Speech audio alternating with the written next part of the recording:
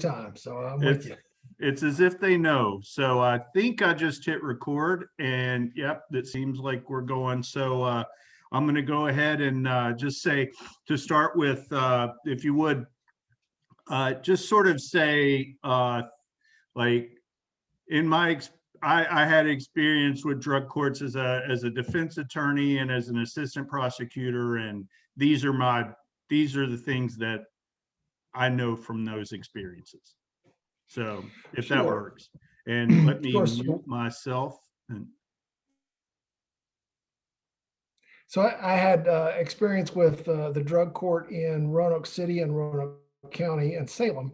I was a defense attorney there first, and then I was an assistant prosecutor in Roanoke County and had experience with the drug court there as well.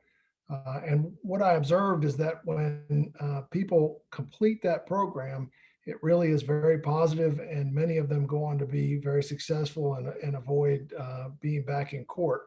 Um, I've also attended a couple of graduations, and it's a really an amazing experience to watch those folks graduate from court. They have a lot of peer support, so they bond with each other, and really it's quite amazing to see the way they help each other, gain the tools so that they're not back in court in the future. okay, one last thing. You had spoken yesterday about how there's a need in Botetourt County, and that it would be valuable to have that service available to them. If you would just sort of say that and elaborate a hair, and then I think that should take care of us. Okay. Sure. Well, in Botetourt County, as everywhere really in the country, there is a need for more treatment options for people who have drug problems. And this is just another way that we can bring people with drug problems together with the treatment that they need. It's a very rigorous program, and it requires a lot of work on behalf of the person participating. And there are very strict requirements in terms of who is allowed in the program and who's not. For instance, the Commonwealth attorney has a sort of a veto power, if you will, to say whether or not someone is appropriate for the program.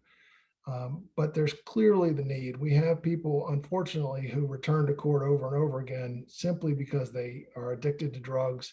And we have we don't have enough options for those people other than incarceration. And obviously, if we can get someone into a treatment situation as opposed to being incarcerated, that's preferable, so that there's a much better chance that we won't see that person in court again and they'll be successful. So there's a need in Botetourt as there is everywhere else in the country, and my hope is that this will bring more treatment services to Botetourt and allow us to just have one more our arrow in our quiver to help people avoid the sort of cycle that we see so often. Thank you, John. I appreciate that. Taking part in our latest video experiment. So I hope you have a good day, and I'll see you soon. Okay, thanks, Ted. It's good seeing you. Thanks, John. Same here. Bye-bye. Thank you.